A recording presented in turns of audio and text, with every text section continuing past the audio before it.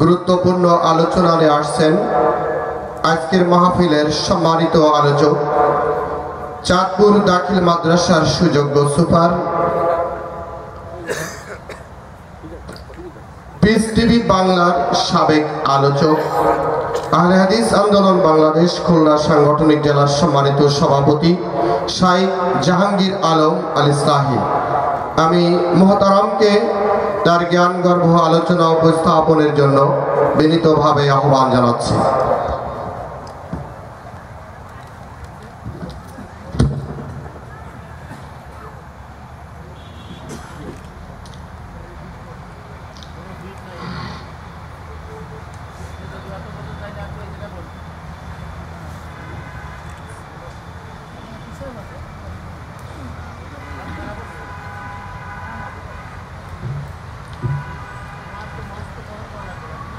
السلام عليكم ورحمة الله وبركاته.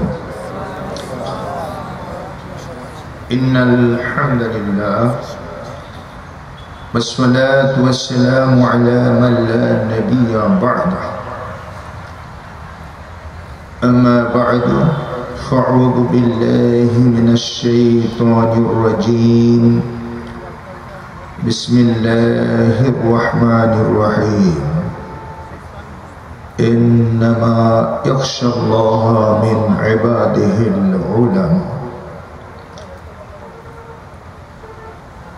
وعن كثير بن قيس قال: كنت جالسا مع أبي الدرداء في مسجد دمشق، فجاءه رجل يقول: يا أبا الدرداء، إلى آخر الحديث.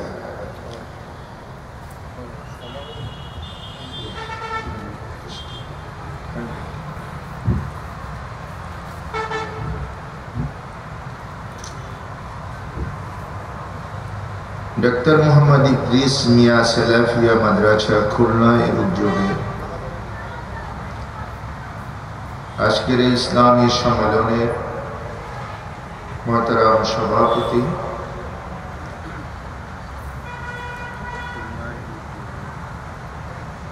আমন্ত্রিত মেহমানানে কিরাম ও প্রধান অতিথি, বিশেষ অতিথিবৃন্দ, সম্মুখে উপবিষ্ট অত্র এলাকার এবং বিভিন্ন দিক থেকে আগত স্বাগত শ্রোতা মণ্ডলী, পর্দার অন্তরালে সহজ সরল মা ও ভগ্নীগণ ও অত্র মাদ্রাসার আজিজ তোলাবা, শ্রদ্ধেয় শিক্ষক মণ্ডলী, সকলকে আল্লাহ রাব্বুল আলামিন কবুল করুন এবং আমাদের দুনিয়া ও আখিরাতে কামিয়াবি দান করুন। সবাই বলে আমিন। আল্লাহ রাব্বুল আলামিনের হামদ, রাসূল করিম সাল্লাল্লাহু আলাইহি ওয়াসাল্লামের উপরে দরুদ, অতঃপর আজকের সংক্ষিপ্ত আলোচ্য বিষয় ইলমে দ্বীনের গুরুত্ব ও প্রয়োজনীয়তা। আল্লাহ রাব্বুল আলামিন সূরা ফাতির এর 28 নম্বর আয়াতে বলছেন, ইন্নামা ইয়াখশাল্লাহা মিন ইবাদিহিল উলামা। ইন্নামা নিশ্চয়ই, ইয়াখশাল্লাহা আল্লাহকে ভয় করে, মিন ইবাদিহিল উলামা তারা যারা আল্লাহর বান্দাদের মধ্য থেকে আলেম, যারা জ্ঞানী, তারা আল্লাহকে ভয় করে। প্রখ্যাত সাহাবী আবু দারদা রাদিয়াল্লাহু তাআলা আনহু দমস্কের মসজিদে বসা ছিলেন। কাসির বিন কাইস বলছেন যে আমি আবু দারদা রাদিয়াল্লাহু তাআলা আনহুর সাথে দমস্কের মসজিদে বসেছিলাম। فجاءه رجل يقول: يا أبا الدرداء، يا أبا الدرداء، ও অতঃপর একজন লোক এসে দূর থেকে ছপর করে এসেছে আমার মনে হচ্ছে, বলছে এসে, হে আবু দারদা, ইন্নী জিইতুকা মিন মদিনাতি রাসূল সাল্লাল্লাহু আলাইহি ওয়াসাল্লাম, আমি সুদূর রাসূলের শহর মদিনা থেকে এসেছি। 1000 কিলোমিটারের অধিক রাস্তা, মদিনা টু দামেস্ক, সেখান থেকে এসেছি। বলগানি, আমি শুনেছি, ইন্নী জিইতুকা মিন মদিনাতি রাসূল সাল্লাল্লাহু আলাইহি ওয়াসাল্লাম, আমার কাছে খবর পৌঁছেছে, আমি রাসূলের শহর থেকে এসেছি কষ্ট করে, আপনার কাছে এই খবর পৌঁছেছে যে আপনি একটা হাদিস জানেন, আন্নাকা তুহাদ্দিসুহু আন রাসূলিল্লাহ সাল্লাল্লাহু আলাইহি ওয়াসাল্লাম, আর সে হাদিসটা আপনি রাসূল সাল্লাল্লাহু আলাইহি ওয়াসাল্লাম থেকে বর্ণনা করে থাকেন। মা জিতুল হাজা, আমি অন্য কোনো প্রয়োজনে আসিনি, আমি সেই হাদিসটা শোনার জন্য এসেছি।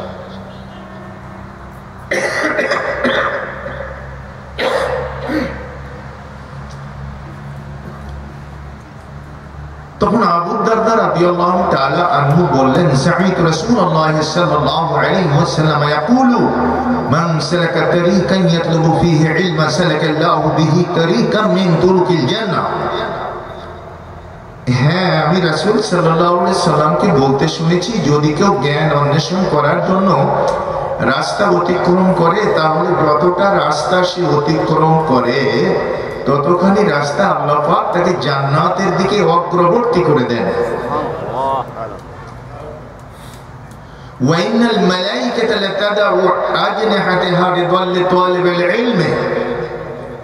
আর রাসূল এটাও বলেছেন যে তালিবে ইলম, জ্ঞান অন্বেষণকারীদের জন্য আল্লাহ সুবহানাহু ওয়া তাআলা তার ফেরেশতারা জ্ঞান অন্বেষণকারীদের পায়ের নিচে তাদের পাখাগুলো বিছিয়ে দেয়।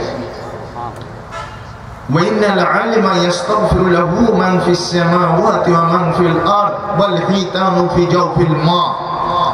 আর নবীজি এটাও বলেছেন যে যারা আলেম হয়, যারা জ্ঞানী ব্যক্তি হয়, তাদের জন্য আকাশ ও পৃথিবীতে যা কিছু আছে সবাই ইস্তেগফার করতে থাকে, এবং বিশাল সমুদ্র বক্ষে যে সমস্ত মৎস্যরাজি রয়েছে তারাও আল্লাহ পাকের কাছে আলেম সম্প্রদায়ের জন্য ইস্তেগফার, ক্ষমা প্রার্থনা করে থাকে। وإن فضل العالم على العابد كفضل البدر على سائر الكواكب।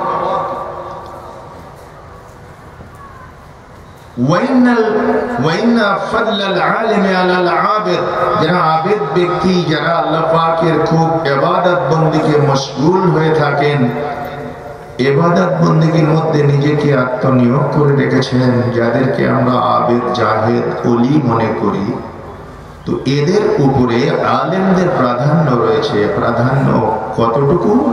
কা ফাদলে লাইলাতুল বদর আলা সাইরিল কাওয়াকিব, পূর্ণিমার রাত্রিতে পূর্ণিমার চাঁদের যেমন প্রাধান্য রয়েছে সমস্ত তারকারাজির উপরে, আলেম ব্যক্তির প্রাধান্য রয়েছে।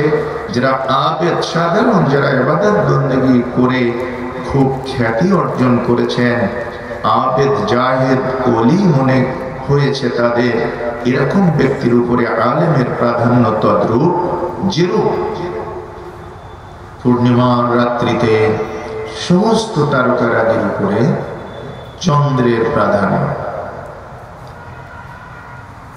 ওয়াইনাল উলামা ওয়ারাসাতুল আম্বিয়া,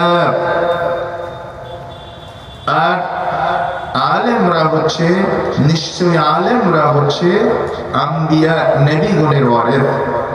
ওয়াইনাল আম্বিয়া লাম ইওয়ারিসু দিনারান ওয়ালা দিরহামা ওয়ালাকিন ওয়ারিসুল ইলমা, নিশ্চয় আম্বিয়াগণ, নবীগণ তাদের ধন সম্পত্তিতে মিরাস নির্ধারণ করে যান না, উত্তরাধিকার সূত্রে কারোর এটা প্রাপ্ত হয় না, শুধু তারা তাদের ইলমের মিরাস নির্ধারণ করে যান। জাতি আম্বিয়াদের ইলমের ওয়ারিস হয়, কিন্তু ভূ সম্পদের ওয়ারিস হয় না।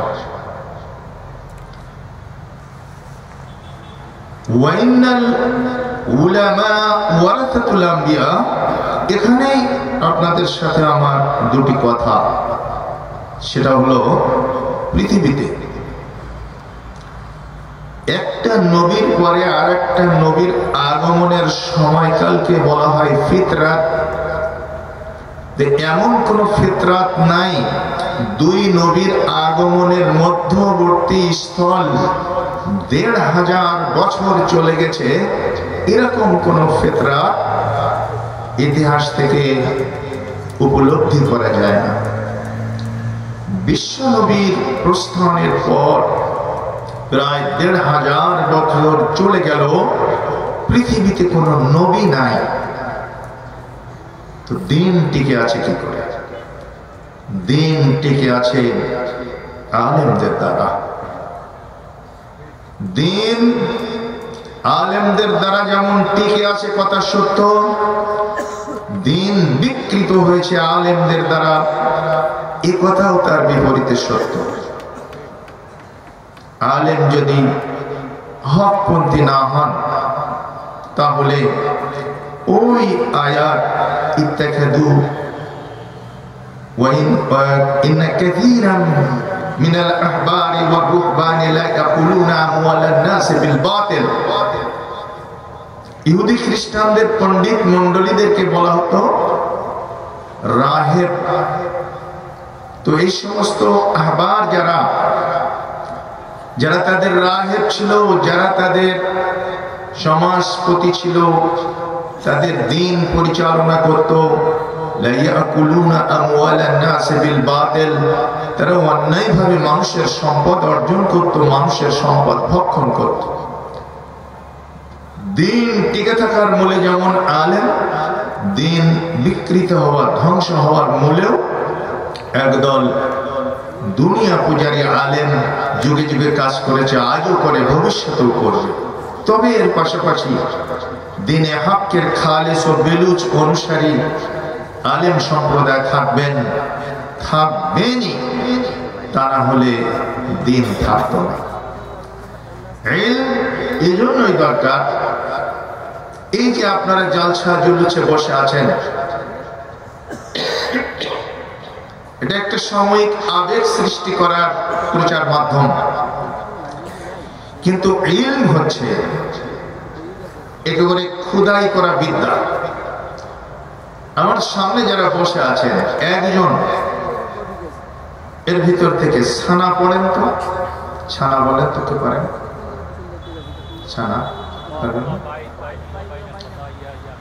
শুকরান, আর বলতে হবে না। এই যে ছানাটা আপনি পড়লেন, আপনি বলেন কোন জালসা শুনে এই ছানাটা আপনি শিখেছিলেন? কথা বলেন না। কিভাবে শিখেছিলেন?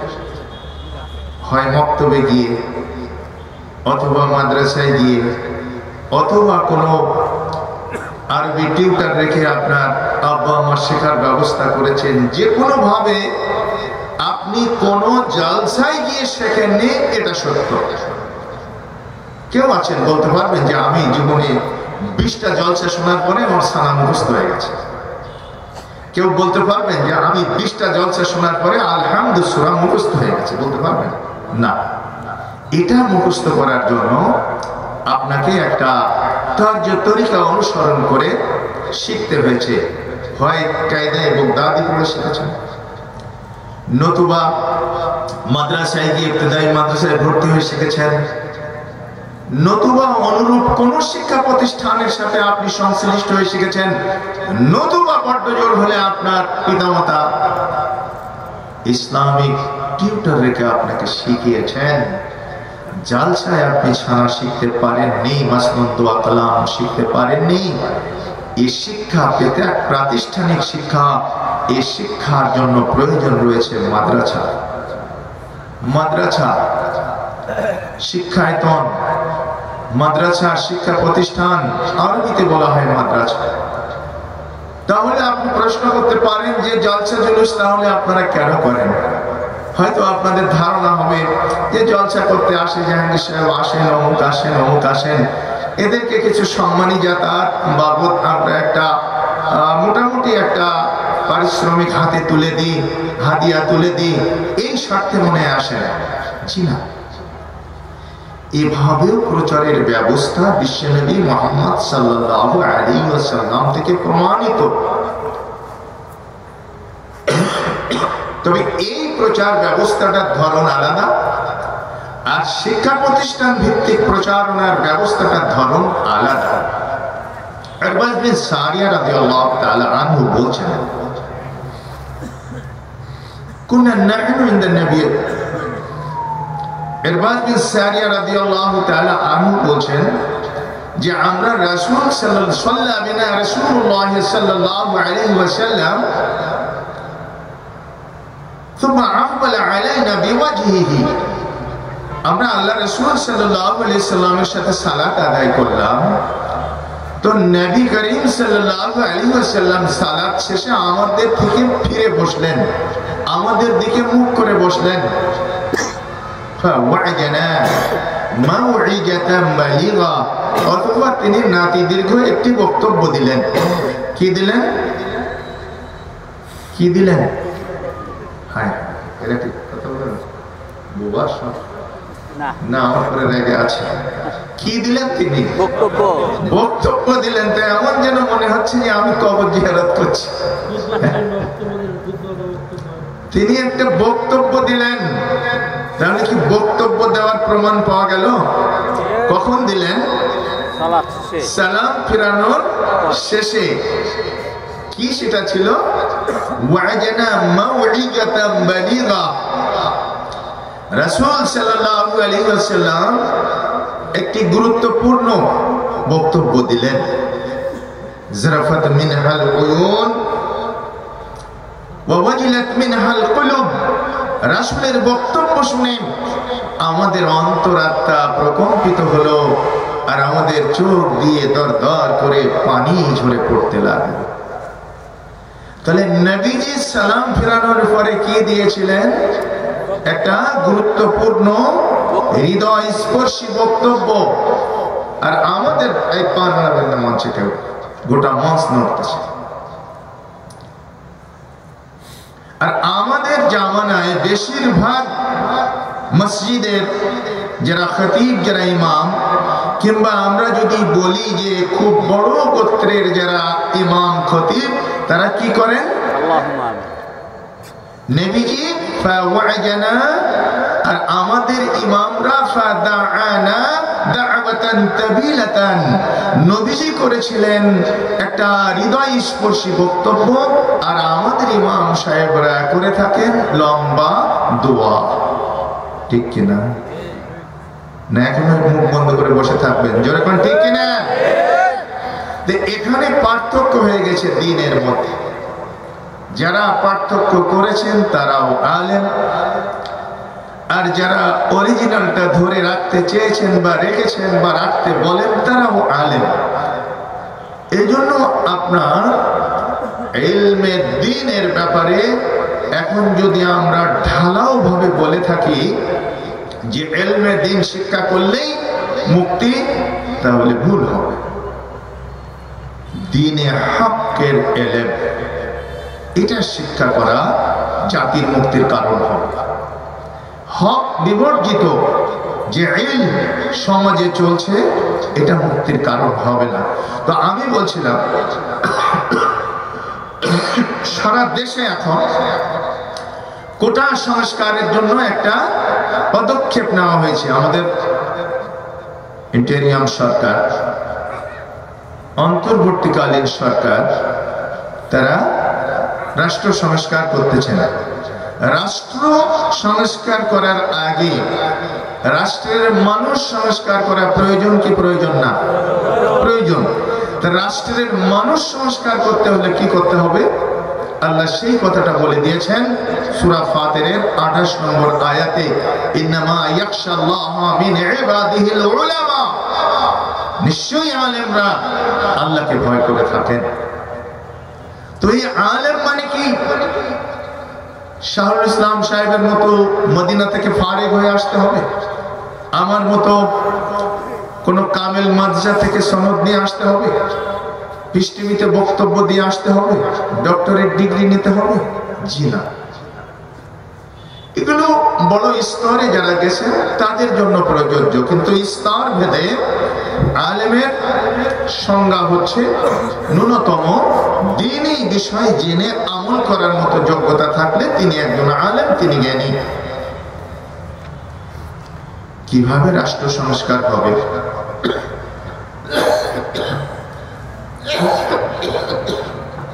যদি ব্যক্তি সংস্কার হয় তাহলে রাষ্ট্র সংস্কার কিভাবে হবে?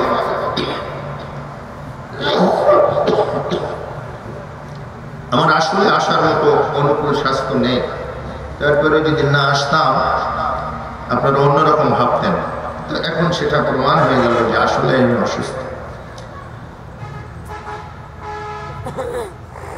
ইসলামের ইতিহাসে পঞ্চম খোলাফায়ে রাশেদ নামে একজন খলিফা ছিলেন। কেউ কি তার নামটা বলতে পারবে? আলহামদুলিল্লাহ, ওমর বিন আব্দুল আজিজ। ওমর বিন আব্দুল আজিজ দরবার শেষ হয়ে গেছে, দরবারের লোকজন খেলাফত সংশ্লিষ্ট অমাত্যবর্গ চলে গেছেন নিজ নিজ বাসায়। ওমর বিন আব্দুল আজিজ বাসায় ফিরছেন না। তিনি কিছু দাপ্তরিক কাজ করতেছেন তার কার্যালয়ে, এককভাবে একাই অবস্থান করে আছেন। একটা মোমবাতির আলোতে দাপ্তরিক কাজ করতেছেন, হিসাব নিকাশ মেলাচ্ছেন। অনেক রাত হয়ে গেছে বিধায় স্ত্রী খোঁজ খবর নিতে দপ্তরে এসেছেন। এসে দেখছেন কেউ নেই, তিনি একাই কাজ করছেন। তো তিনি সালাম দিয়ে ঢুকেছেন। ঢোকার সাথে সাথে ওমর বিন আব্দুল আজিজ বাতিটা ফু দিয়ে নিভিয়ে দিয়েছে। স্ত্রী খুব মনে কষ্ট পেলেন। হে খলিফা, হে বাদশাহ, সারাদিন রাষ্ট্রীয় কার্যক্রম নিয়ে ব্যস্ত থাকেন, আমার দিকে ফিরেও তাকানোর সময় পান না। রাতে 11টা বেজে গেছে, দরবার খালি হয়ে গেছে, এখনো বাসায় ফিরলেন না। পরিপ্রেক্ষিতে আমি আসলাম, আপনার দপ্তরে প্রবেশ করলাম, আপনার এই গৃহে প্রবেশ করলাম। আর আমি কি এতই অপন্থেয় হয়ে গেলাম, আমি কি আপনার কাছে এতই তুচ্ছ হয়ে গেলাম যে আমার মুখটা পর্যন্ত আপনি দেখতে চান না? আমার আগমন টের পেয়েই আপনি বাতিটা নিভিয়ে দিলেন। স্ত্রী খুব মনে কষ্ট পেয়েছে। হযরত ওমর বিন আব্দুল আজিজ বলছেন, বিবি ভুল বুঝো না, ভুল বুঝার কোনো অবকাশ নেই। এই বাতি রাষ্ট্রের পয়সা ব্যয় করে কেনা হয়েছে, রাষ্ট্রীয় কোষাগার থেকে টাকা ব্যয় করে এই মোমবাতি কেনা হয়েছে। এই বাতি আমার নিজস্ব পয়সায় কেনা হয়নি।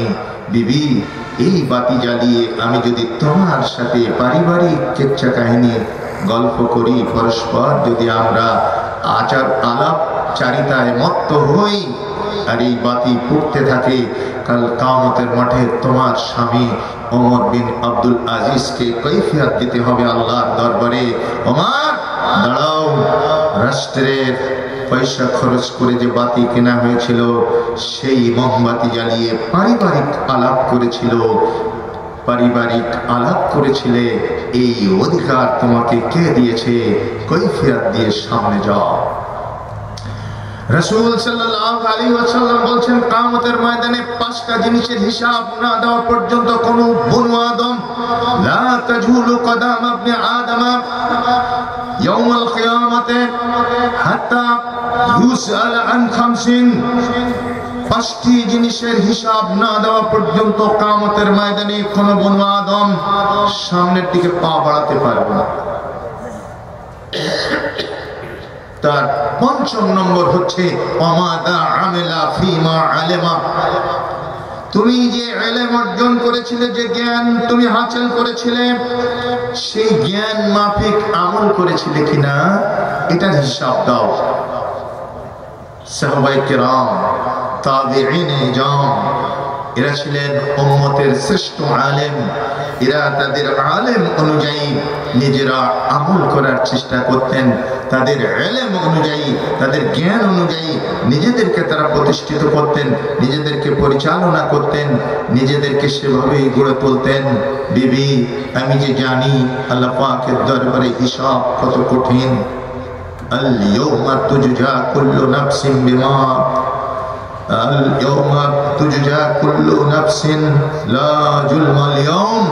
আল্লাহ বলে দিয়েছেন কিয়ামতের মাঠে প্রত্যেককেই আমি প্রতিদান দেব তার কৃত কর্মের।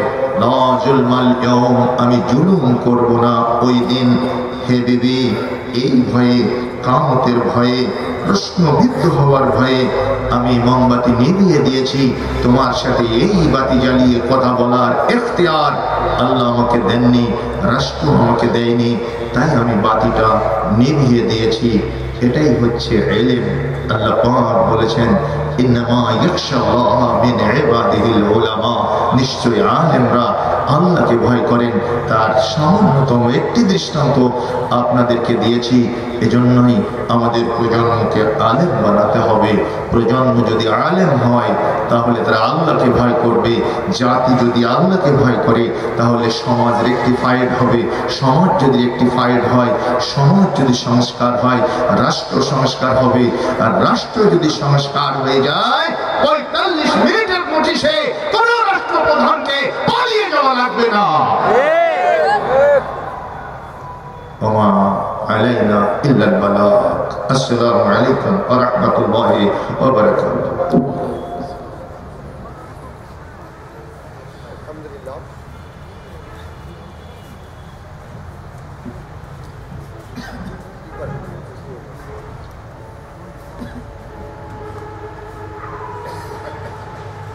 সবাই